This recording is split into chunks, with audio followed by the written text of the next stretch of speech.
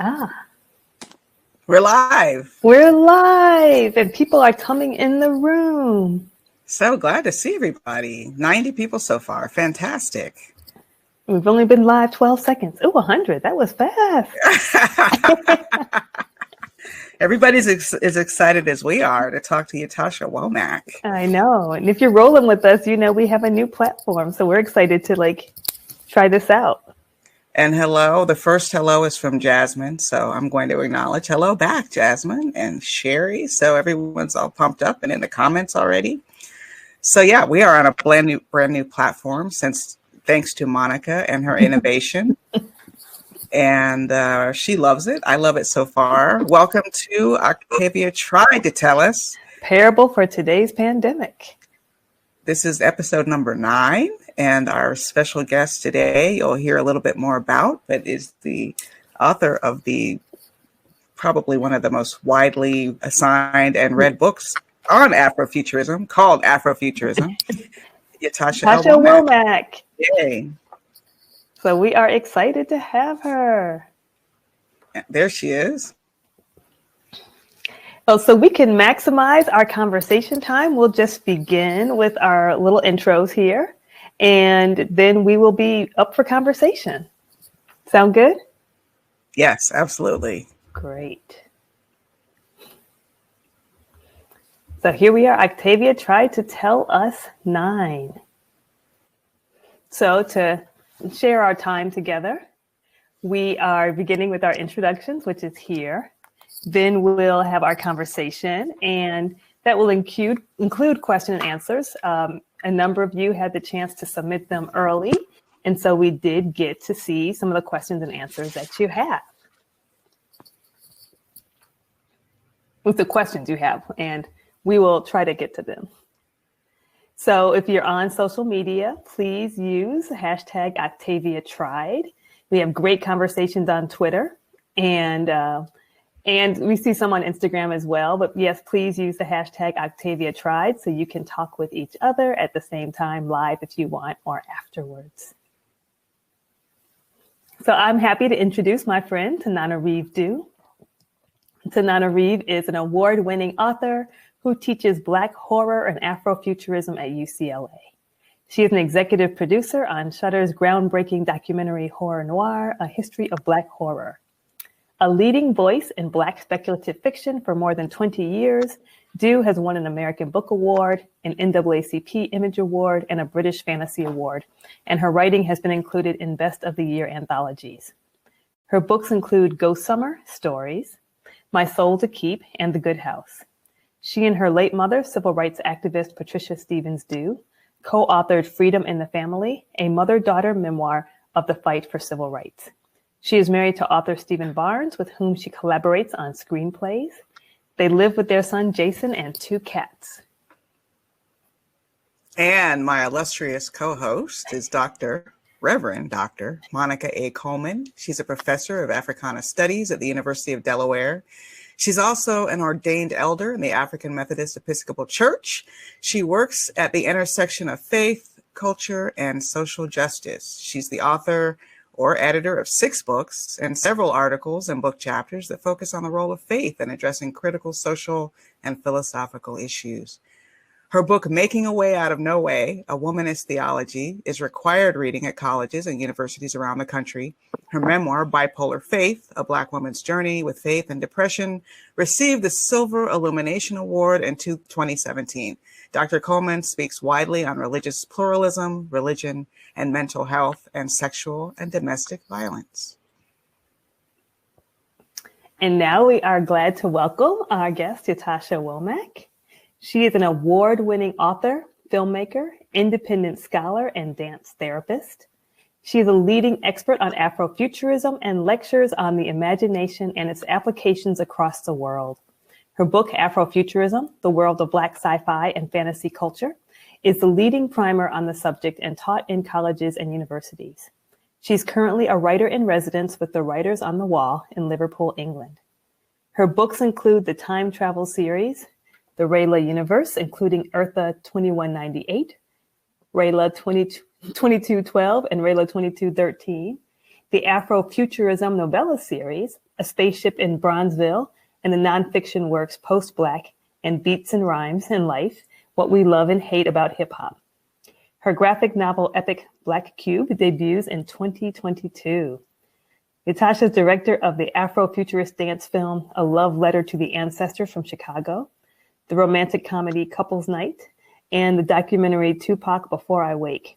Her feature films Love Shorts and The Engagement were nominated for Best Film at the American Black Film Festival.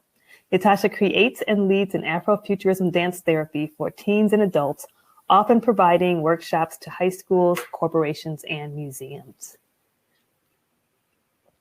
So just a reminder, you can continue to find us and use Octavia Try the hashtag. And we are now delighted to welcome Ytasha Womack. Fantastic. So glad you're able to join us today, Ytasha. You can see there's a lot of excitement in the comments. 149 people signed up so far. And is your audio on? Yes, my audio is on. Can you hear me? Yes, absolutely. Okay. So you can't see me though. Not yet. Yeah, I don't know why. Well, the audio is the most important part, although, you know, if you can get your face up, that's also great. We see your avatar there. Okay. That's wonderful. Okay, well. Keep playing welcome. with it. Yeah, so welcome. We're so glad you could join us on this series. Just as a preface for you as a new guest and for people in the audience who may be new, this series began with a text message from Monica saying, wouldn't it be interesting to do a webinar around the principles of Octavia Butler's work, especially her parable series, to face today's pandemic? And this was it was quite some time ago, like actually. May. Yeah, it was back in May, when I think we had hoped to be in a different place nationally in October. And in fact, the pandemic conditions have continued. We've seen some really troubling denial at work that I find fascinating, but also very, very dangerous. And Octavia's earthseed principles around shaping change, the only lasting truth is change, self-care, self-direction are more important than ever. And we didn't, again, have any clue of the way politics would continue to ramp up some of the revolts and protests that we have seen. And we've really been able to feel inspired in many ways by Octavia's work and by conversations with those engaged in her work and with Afrofuturism about how it can help us just live through these days and find a way forward. So yeah, on that note, Ytasha, we still see that beautiful avatar with the blue lips, matching the blue lips that you had in real life that I can report for our audience. We saw it. Yeah. How would you address this notion of applying Octavia's principles and work to just getting through this time? It's interesting. Octavia, but the first conversation I really ever had about Afrofuturism, not calling it Afrofuturism, I was a student in college, and the student who I was talking to, he was talking about quantum physics, and he was talking about metaphysics, and he's talking about, deconstructing hip hop lyrics, and he's talking about new futures and ancient technologies and African philosophies. And in the midst of that, he also mentioned Octavia Butler. He said, do you know this woman named Octavia Butler? She writes these science fiction books.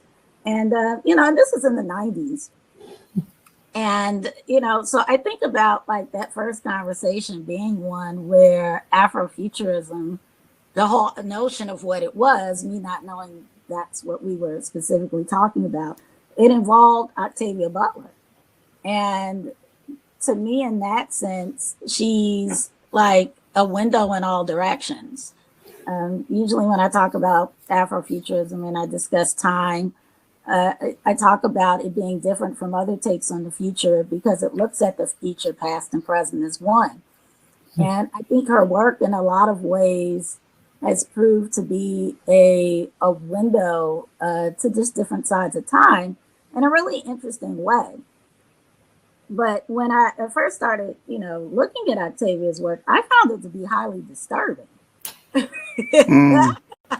Like, comforting was not the first thing that came to me, right? Looking to it for its peace, not what I was feeling when I was looking at the work. But what I did really understand, and what I really got from her, was that she was a person who was really trying to understand, how did we get here, and what does that mean, and what does it say if we continue on that course. And through that, that's a contemplation you see in interesting ways in Kindred. You certainly see it in, the parable. And I found it really fascinating that within the parable, there's the creation of Earthseed. And you have this character who's trying to pull from this wisdom that she remembers, things she's learned, things she's heard from other, other scriptures, other phrases, other insights, and thinking of it as a treatise to move forward. And that, I think, says a lot about people looking at their own lives, wisdom they've learned from different spaces, and how you apply it now in a time where you're reconstructing identities, but also rethinking society and your role in it. The first thing that really came to me in the midst of this whole challenge was the thing that really came to me was the whole dynamic of, how do you sustain yourself? Not just financially, but how do you sustain yourself mentally and emotionally? And for me, that became kind of doing these weekly talks about utopia, in the midst of having family members and people who were heavily impacted by the virus. And, thinking about how you hold a space of healing for them, how you hold a space of healing for yourself, but how you move forward. And then that makes you think about, well, what do people in the past do? Yeah. Or what have I learned? What wisdom have I gained? What have I read? What things make sense for me to do intuitively, or, just through thinking on ancestors, thinking on your own life experience. And in that sense, I think Earthseed takes on really a new level of understanding, because we are doing that now, kind of rethinking our beliefs, thinking about what makes sense. And in so, you're remixing a bit of everything, just as Earthseed was. Some of it she was pulling from Bible scriptures, some of it was Buddhist in nature, some were things she observed. And that's what we're doing too. Beautiful answer. I love what you were saying about how you are engaging with the utopianism and that aspect of your art, while still holding space for the very real crises that are affecting people, in some cases, who are very close to us. Would you mind speaking sort of on a personal level about what tools have been the most valuable for you as you try to hold that space between pessimism and optimism, or not pessimism and optimism, but utopianism and, what's happening right now? And reality. Right? Reality. No, well, very early on, a week before people were going into the stay-at-home space, I was in New York for a weekend, and things were getting heightened there. I came back home to Chicago, and immediately I was thinking, oh, okay, I need to, make sure I get groceries, get some things for my relatives, for my mom and stepdad, make sure my dad has certain teas and vitamins. And when I went to meet with my, mom and stepdad, and I was hanging out with them, my stepdad had this cough. And he felt like something wasn't right. And, the day after that, he was just like, I think I have the virus. And this is when people were still kind of talking about it being in China and, oh, it's in Portland, it's in New York. Nobody's thinking about, oh, it's in the Midwest. Or they were still kind of thinking, oh, it's people who are rich and travel all over the place. If you haven't traveled anywhere, why would you have anything? Right. And that's, and so with that, very shortly afterwards, we were going through this process of, it was like, well, he can't possibly have the virus, right?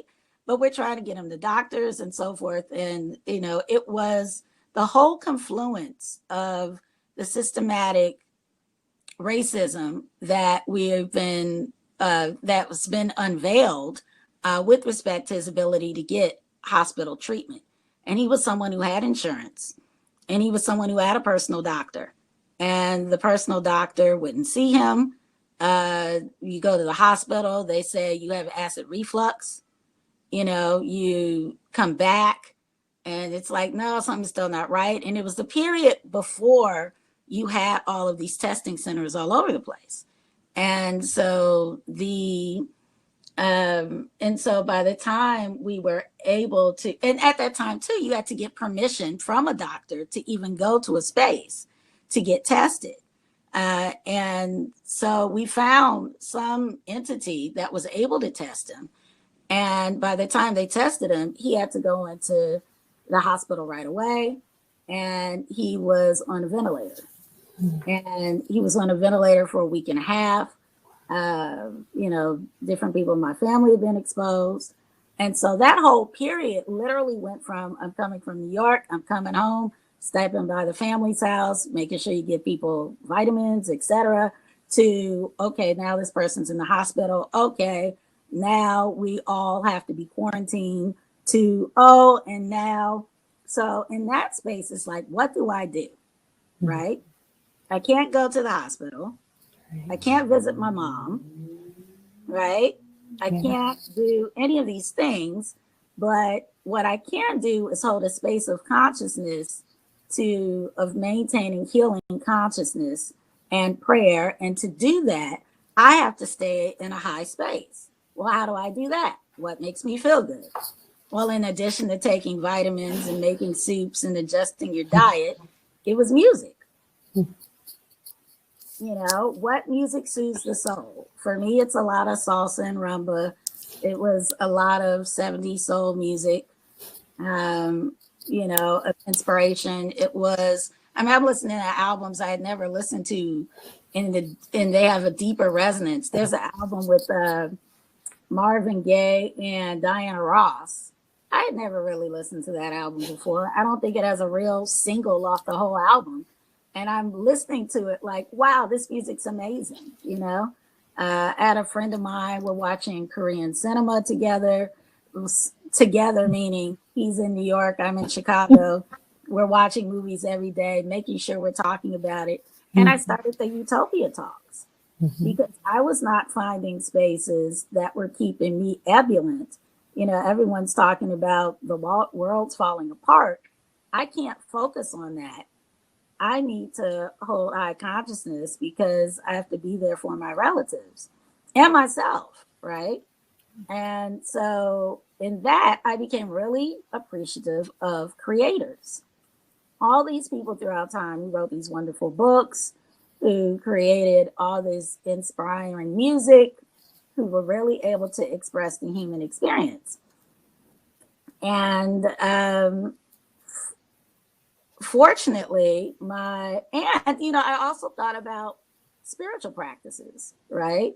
I grew up in New Thought metaphysics, so it engages a lot of meditation, and there's other things that I've sort of intersected with, being a fan of rumba and so forth, and a lot of the elements of the culture of spirituality that's affiliated with the music. And so I'm thinking about that. I'm lighting candles. I'm thinking on ancestors, all of these things, right? And fortunately, my stepdad got off the ventilator, and 3 days after that, they're like, Eddie's coming home. And you're like, what? Can that happen already? And then that's a process, but it was very miraculous, for me. So it really in part reinforced the value of holding high consciousness and having works where people can find sustenance, inspiration. It could be something small, it could be something brief, but I needed that. But then I also appreciated, to some extent, pieces that were about escape. The Korean cinema I was watching was all about revenge. It was very over the top and emotional, but it wasn't my sorrow to some extent. It's this kind of fantastic sorrow. And I appreciated all of that. I really appreciate you sharing how your spiritual, and faith upbringing really were sustaining to you, along with, enjoying the benefits really of the creativity that people have put out into the world.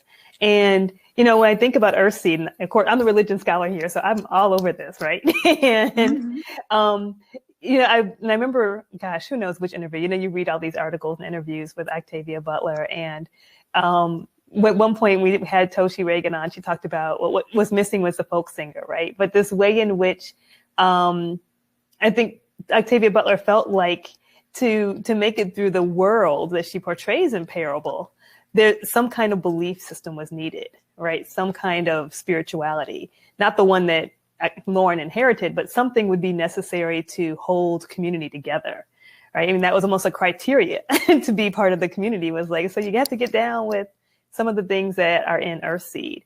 And I'd love to hear you reflect a bit on what you think about, what it is we need, right? What is that, at least one of those things we need in order to be community in these times? Oh, it's so fascinating. I think there's so much conversation about community now, in part because it is so valuable, but for so many people, it seems so distant. Like you aren't, well, I'll put it to you this way. I think as a person who's African-American, growing up in a city with a large African-American community, I'm in Chicago, and then going to an HBCU, there are a lot of communities I'm just a default part of, regardless. I can go to the other side of the world. I'm still affiliated with my high school alumni. I'm still a C. Clark Atlanta University alumni. I'm still a part of a family. I'm still going to hear updates about what happened on the block I grew up on. Like, you can't really, there's an extent to which you can escape it if you want to, right? But all of that said, there's sort of the active process of creating community wherever you are, and also creating community with like-minded people. And what I've come to realize is that everyone doesn't have default relationships to community, one. And then the other thing I realized, it's really something my mom said once. She said, either you're a community person or you're not, meaning you bring community with you. So if you're a person who thinks of yourself as part of a community, you're going to see some relationship, tangential or otherwise, that you have with people in your immediate space or people who are affiliated with things you're a part of. And I almost kind of encourage people who feel like, who feel isolated, to think of themselves as being part of a community, and then think on how that would change your interactions with those around you, neighbors or otherwise. That is so true. I'm just sitting back listening like I'm not even one of the co-hosts. But that is so true. And Ytasha, that is one of the reasons I personally have been so grateful for this community, as I just said in the chat, because we are a communal species.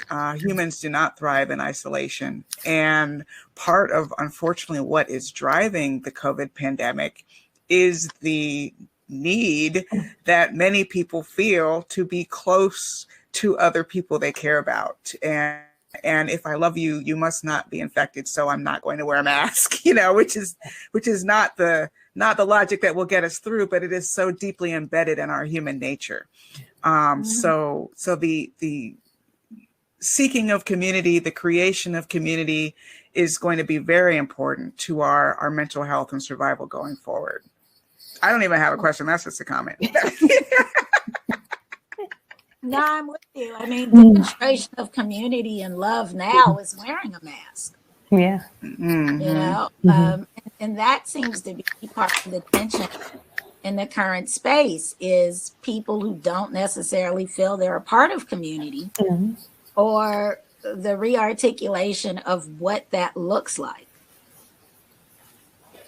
Absolutely. And we have to reimagine community, not only during this period, but probably in many ways going forward. I think we need to let go of the idea of back to normal. I mean, first of all, normal had a lot of embedded problems already. Who's normal? But we are in a position, and I think this is where Afrofuturism is also very useful in helping to shape what that future looks like. Yes, very much so. I agree. I mean, one of the reasons I really like the paradigm of Afrofuturism and even wrote the book was in part because I like the idea of the imagination. And, when you come through this sort of new thought philosophy, you're always taught to think about visioning and imagining and the value of that. For some people, that's such a conversation point, wanting to argue about, well, what's the value of hope? What's the value of having a goal? Or what's the value of having or just re-examining what are your goals really in line with? And so are you just reimagining something that you've already seen, and just putting yourself in it? Are you thinking of something new, or are you connecting with this other side of yourself, pulling from a deeper subconscious to bring something into manifestation? And all of these are different strains of ideas in the realm of the imagination. But so much of our evolution as human beings, as people of African descent and people on the continent, has been thinking on the imagination as resilience, one way or another. And that's leads to one of the questions that someone sent in to ask. So I thought this would be great to talking about the power of imagination and community, and how we find both of those in strong force, so to say, in Afrofuturism. So someone asked, how can Afrofuturism inform today's social justice and abolitionist movements and campaigns? So how does it speak to, or what kind of hope might Afrofuturism give to where we see ourselves politically in terms of justice movements? A couple of things. I mean, in one sense, many people are already doing it, right? But one of the challenges with creating new worlds and new spaces is having a vision that people can see and connect with. So, and another challenge with creating new visions, or when you're doing activist work, is that you can get so in the weeds that you aren't thinking about the larger vision sometimes, because there's all the minutia of the tactical things that you're doing. And it's, some stuff you have to almost put aside to remember what that big vision is. And if you can't feel it, being able to see it. And when you talk about visioning and imagining things, it doesn't have to be something where there's always a physical image associated with it. There's a feeling associated with it as well. Like knowing what it feels like if you're in a society that doesn't require a police department.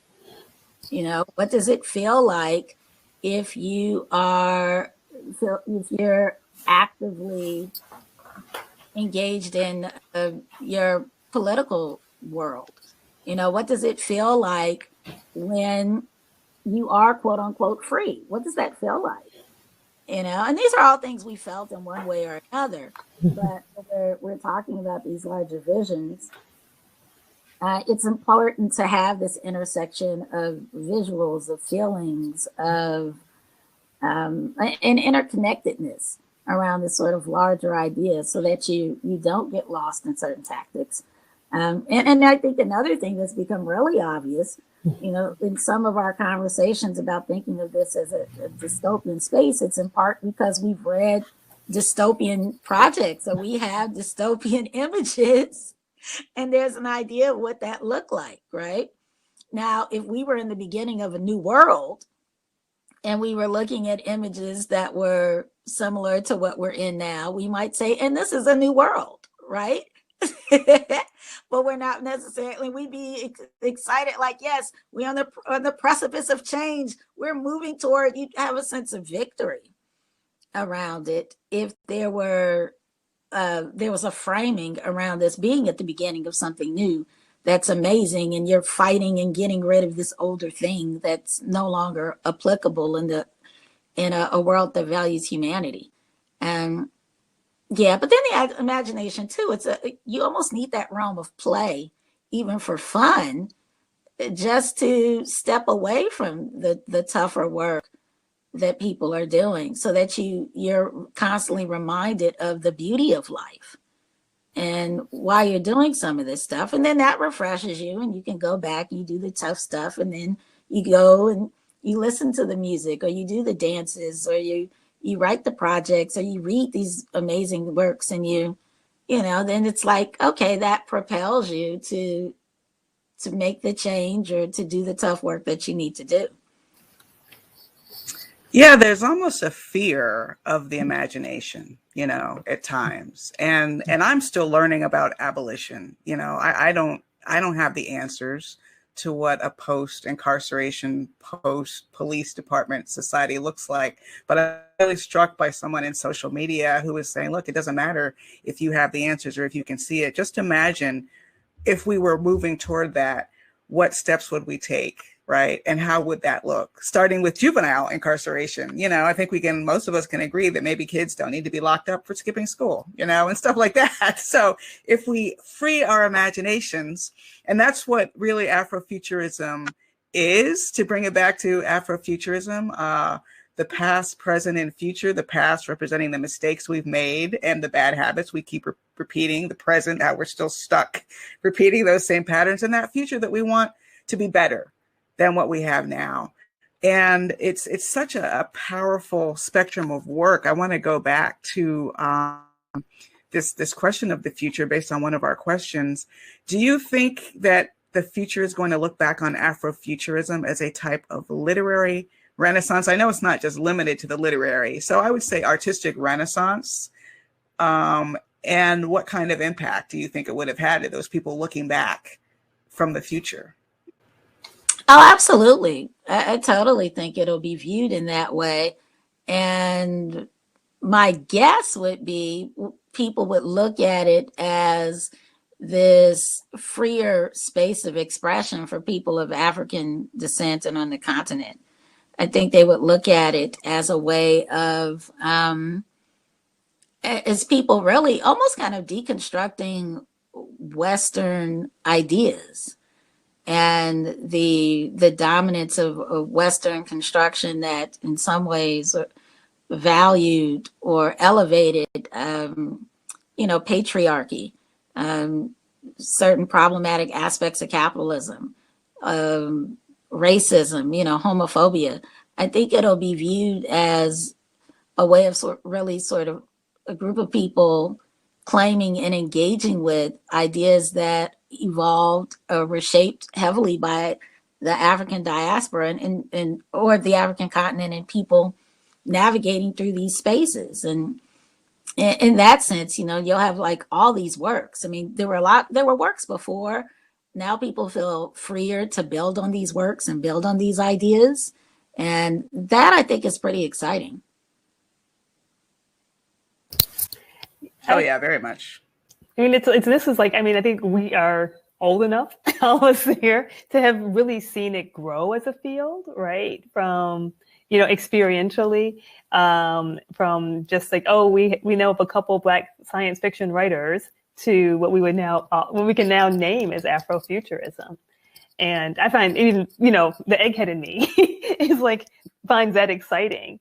So that it now is a movement people will look back on and be able to name and see a renaissance. I think that's a better term, right? People will be able to name and see the impact that it's had. I was just really, I'm jumping back to something you said earlier about play, because we haven't talked about play enough, right? I don't think we have. And everything feels so serious, so life and death. I mean, because it is, right? Whether it's our politics, our pandemics, the vast challenges that we have and how we're trying to navigate in our own humanity, right? In situations that are humanity denying, really, and soul crushing for many people. So I'd love to hear you chat a little bit about play, and what role and how we all need to maybe adopt and be really conscious to think about how we're engaging play. Oh yeah, it's essential, I think, to add elements of play in your day, just to make time for it. And whether that means you're writing a poem, or you're dancing to music, or you play clarinet and you decide you're going to play a couple phrases. Anything, just going outside in your yard, laying on the ground, looking at the stars, anything where you're just taking a moment just to enjoy yourself. You buy some Play-Doh and you decide you're going to make strawberries out of them. All of these things, they can seem ridiculous, but you need that sense of release and being refreshed. I think as adults, you can easily get into a space where your idea of decompressing is to take on a habit, right? And, it's like, well, you're grown, you can do these things. It's like, but as a kid, your release was playing. And, I think that's okay. And that, I get most of my play in with my daughter, and she's elementary aged, and, kids take their play very seriously, right? I remember being a kid and coming inside me like, whew, I was playing hard. You would be playing so hard, you would be tired from playing, right? And I'm like, I want that life. I want to just have been playing so hard that I'm tired from playing, and now I need to rest from playing. Right. You sit on the swings and you swing on the same swing for 3 hours straight. Yeah. And then the technology piece, my son got us on a virtual reality kick. I almost forgot to come to this webinar because I was in a Star Wars game facing off with Darth Vader.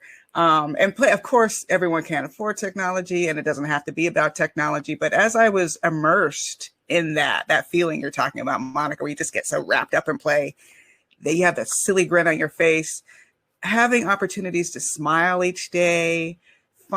Comedy does that for me. I love stand-up as well. The only unfortunate part is for those of us who are artists, there are a lot of people beating themselves up because that art that used to feel like play, if they feel like they're sort of cut off from their creativity, it then becomes a burden now. And now I'm guilty. And now I'm sad because I'm not painting. I'm not drawing. I'm not dancing. And I think it's so important that we give ourselves permission to find new ways to play, right? And that the art will come back. The art we don't have to put so much pressure on that art to carry us through. We can enjoy the art of others. We can take up gardening. We can I feed my crows and they squawk at me, and that gives me great delight. So many new ways to smile every day. Yeah. It's just so important. But I think we have to be intentional about it. That's what I'm thinking about. If we're not, scheduling our playtime in, right? Kids have scheduled recess, right? If we're not scheduling in or making sure we're thinking about it, it can just kind of drop out of our lives. Right. Absolutely. Yeah. So that's a very, very important. I want to talk about your wonderful blue lipstick, which you are wearing in your photo, but also you were wearing in life. And one of our questions was from someone who's a designer saying, I'm always paying attention to color and its usage, from Watchmen's Dr. Manhattan to Lovecraft Country's Erythea Blue to the cover art of your book, Afrofuturism. What are your thoughts on the color blue and its significance to the stories of Black folks in the future? It's interesting. Well, when it comes to the lipstick piece, I was a person who would try to do certain reds. Like both of you have like on a very beautiful red, and red brings you out, right? When I would do a lot of reds, it had a heavy orange and it didn't do anything for me. It almost like overpowered me in some ways. Maybe if it had more blue in it, it would bring me out. And pinks absolutely didn't work, right? And then there was this phase in fashion where it was about the nude lipstick. And the nude lipstick didn't work on me either. So, I was at some point in the early spaces where, I started to see some people doing blue. And this was going back some years ago. I was like, forget it. I'm just going to do blue. And blue worked. And part of the orientation around that, I also had a hairstylist who was trying to get me to dye my hair like a frosty blue. And I wasn't ready to do that. But it did make me think about blue as, maybe it could play out some other kind of way. And I said, I could do it with the lipstick. I've had people tell me, oh, wow, you have freckles. You should wear more green. And I had an aunt who had freckles, and her favorite color was green. And in retrospect, I said somebody probably told her that, and she looked amazing in it. And so it made me realize that there's so many colors we're socialized into wearing to be quote unquote presentable or attractive, and those things just didn't really work for me. Yeah, I was. Like a lot of people, you want to just fit in.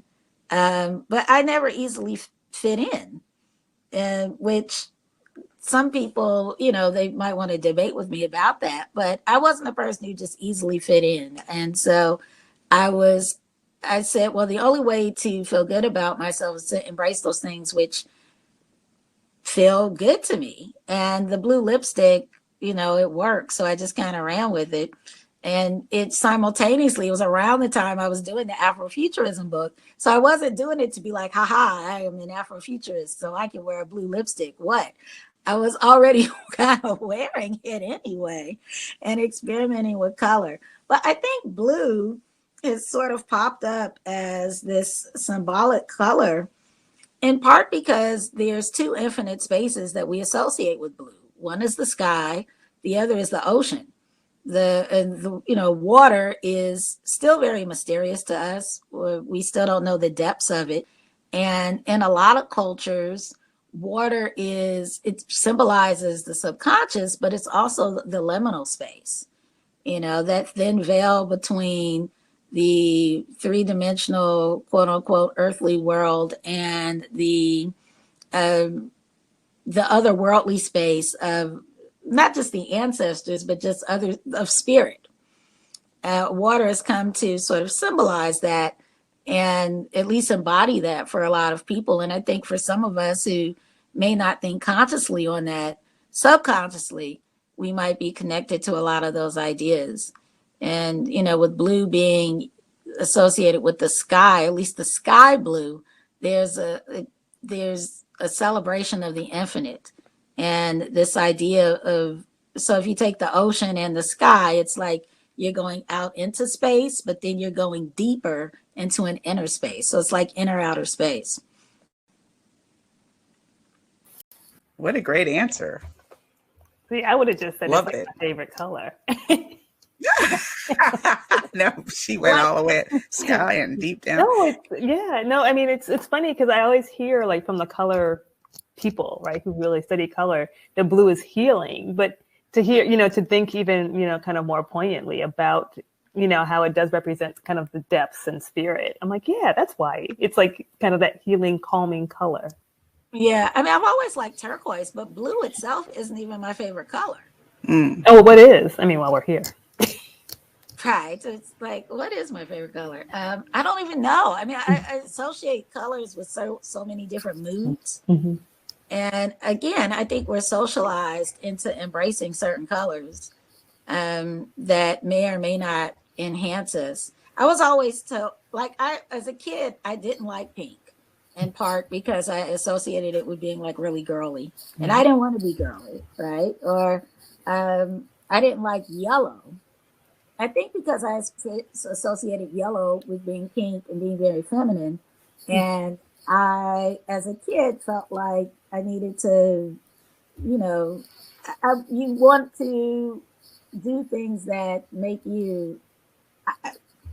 I wanted to embrace those things that people said you weren't supposed to be, right? And some of those things were associated with being guys, and guys are tough.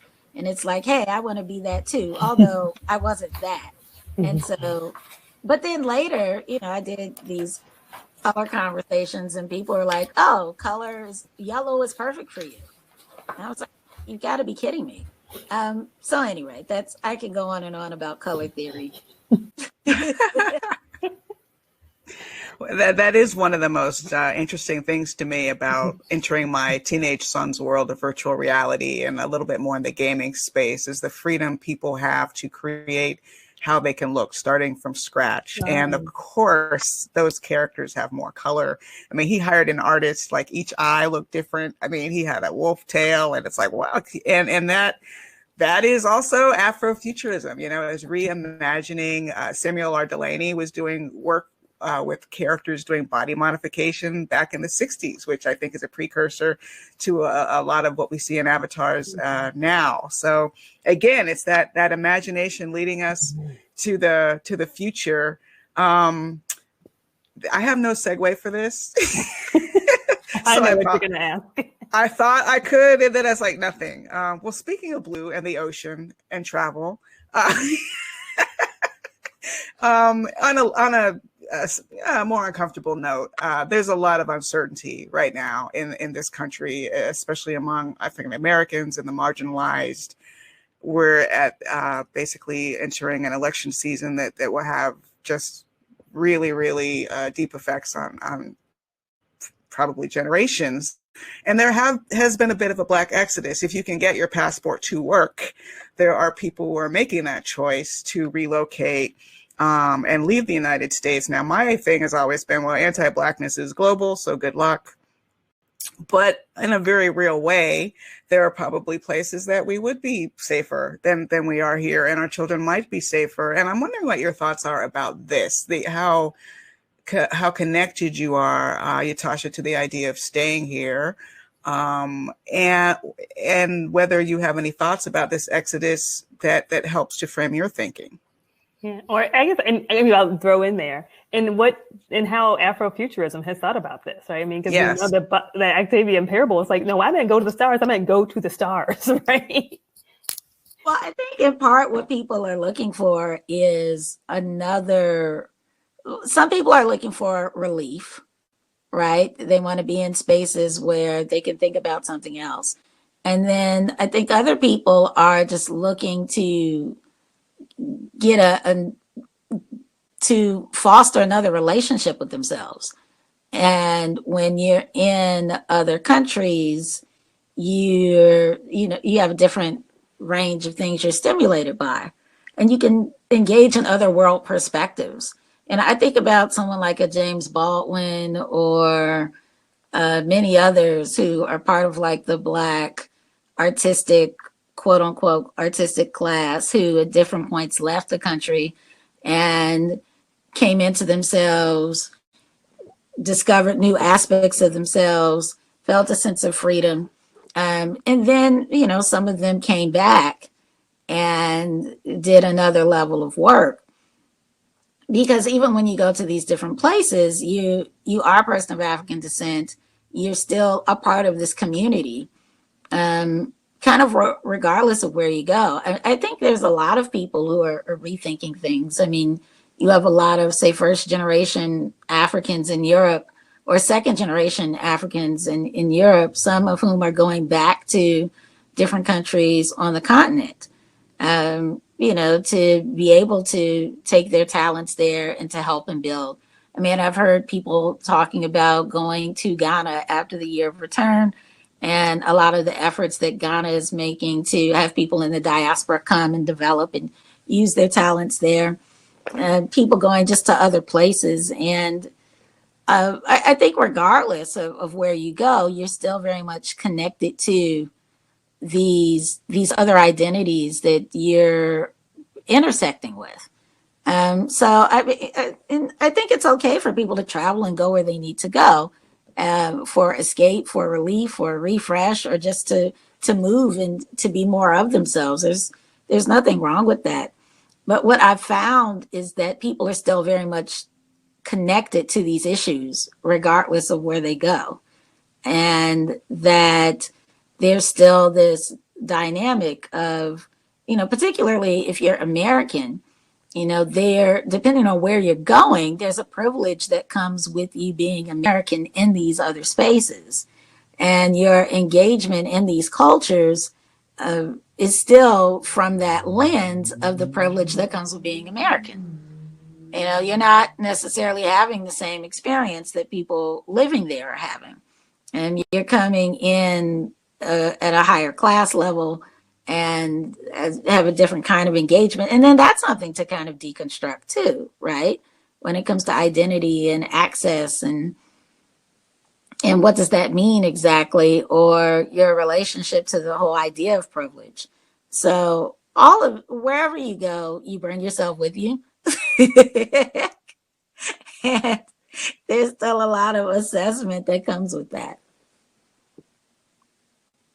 Beautiful answer. Thank you. And it echoes back to me what you were saying about community in the very beginning, right? That we have, in some ways, we're always bringing our community with us, even when we're in new communities or creating new communities, right? We don't leave behind our experiences and our affiliations. Right. And I think some of the flip side to that is sort of a survivor's guilt, to sort of dovetail into that, that idea of that privilege we would have as Americans overseas.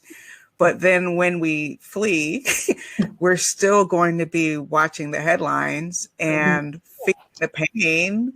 And in some ways it creates longing, to be back and return. So yeah, I think it's important, even when we travel, to remember that wherever we go, there we are, that our communities will be like phantom limbs following behind us. And we're not going to be able to numb the part of us that cares just because we're more distant. Although, as people are saying in chat, and I know this is real, people might feel safer. Like literally this notion that you might have to suddenly grab a go bag and run feels more real in 2020 for a lot of us than it ever has before. And it's a low level anxiety. Like even last night, my son heard a sound by his window, and my husband and son went out with like big, heavy flashlight clubs to investigate it. And you don't know what you're going to find. It's frightening times. Do we have time for one more question, Tananarive? I think so. I don't want to leave it on that note of frightening times. Maybe there's a fun question that we can ask. I don't know. I saw someone had their hand up in chat whether Ytasha has a favorite planet. Oh, I did see that one. Octavia did write about, her, as I've mentioned before, her email address was Butler8 *. I don't know what the 8 was for, but the star, I think was a reference to the Earthseed parable about the future and the stars. So I'm wondering if you have a favorite planet, Ytasha, and why. Yes, I do have a favorite planet. Phew, what a relief. No, right? I was like, okay. I do. And I'm kind of preoccupied with Pluto. And I think it's in part because Pluto was downgraded into, being another kind of planet. And I had an issue with that. I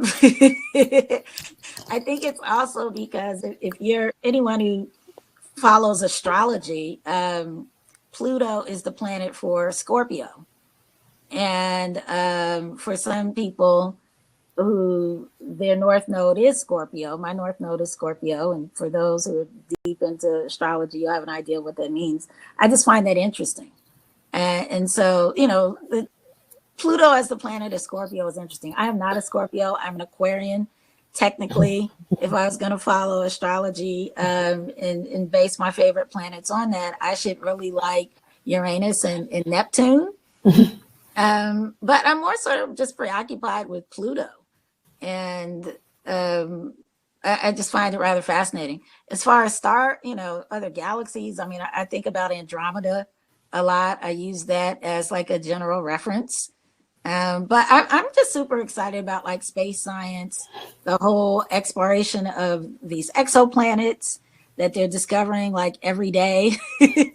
All these places that seem like they could have life. I just find that really amazing. I was reading something. It was talking about we're so preoccupied with Mars and we're not thinking about Venus. And it's like, yeah, but anyway, if I had to champion a planet, it would be Pluto. It's funny. My daughter loves space and science, and she is also very upset about what happened with Pluto. And she just will walk around and saying, it's just not fair. Pluto should be a planet, a real planet like all the planets. And for her, she feels this deep sense of injustice around it. And so I think she's Pluto faithful too. Yeah. She and I are twins in that conversation. I too feel like it's not fair. Yeah, it's not right. You shouldn't get downgraded. Well, on this note, what I think is kind of fun and helping us to continue to imagine, right, and think about futures, we'll just kind of wrap up a little bit since we're so close to time, but we're not completely out. So we will share where we are. So let me do this. This is a great time, Ytasha, for you to tell us what you're working on, where we can find you. Absolutely. I just finished the manuscript for the Black Cube book, which will be out in a year or so. So I'm excited about that. But you can find me at YtashaWomack.com. I encourage you to sign up for my newsletter, which is ysolstar.substack.com. That's YSOLSTAR. You can follow me on Twitter at Ytasha Womack, and my newsletter is there. I send it out each week. Just kind of talking about futures and other random musings on art, but really kind of hoping to encourage people to embrace utopias or protopias as models for thinking. Fantastic. Love it. And I'll have you, Tananarive, chat a little bit about what we're up to. So some of you may be familiar with the Saving Ourselves, Shaping Change workshop, which was an offshoot of these webinars. We do have nominal payment for this. It's a smaller group, so we can engage with each other more face-to-face. Our next webinar is a week from today, next Saturday. We've had several. But basically, we jump off from this space to some of the more personal aspects, learning 7 steps of Octavia's method of shaping change, ongoing discussion of Octavia Butler's work and influence, the Shaping Change e-journal with monthly writing prompts, interaction with me and Monica on a more personal level. So a social media group helping to build community. And as a sign-up bonus, there's a recording that my husband, Stephen Barnes, and I did with Octavia in 2006. And you get a copy of that MP3 as soon as you sign up. So that is the Saving Ourselves, Shaping Change workshop, which you can find more information in a short video with more about it at www.octaviawebinar.com. So yeah. And so we just thank you all for taking time out and sharing with us. We always want to thank our guest, Ytasha, for joining us and giving us your time and your experience. And this is a way that, we do this because we saw you come back. It was exciting. There she is. She was really there the whole time. See? The whole time. But Tananarive and I do this because this is joyful for us, and it's community for us, and it's our gift to others that we can just continue to have these conversations as we're all living in these times with some of the people who are thinking about, writing about, reflecting about these things along with us. Absolutely. So thanks to all of you. We had such a beautiful crowd today. I love the new chat feature, Monica. In our previous format, we did not have ongoing chat. So it's been really nice to see chat light up and all the teaching that you all are doing to each other Right. while we're sharing our thoughts with you. So thank you all. Really wishing all of you a fantastic weekend wherever you are. Be safe. Remember to wear your mask. Remember to social distance. The pandemic is real, and we don't want you to have to nurse yourselves through this illness. Yeah, and I just want to thank you all, one, for hosting the space, also for inviting me.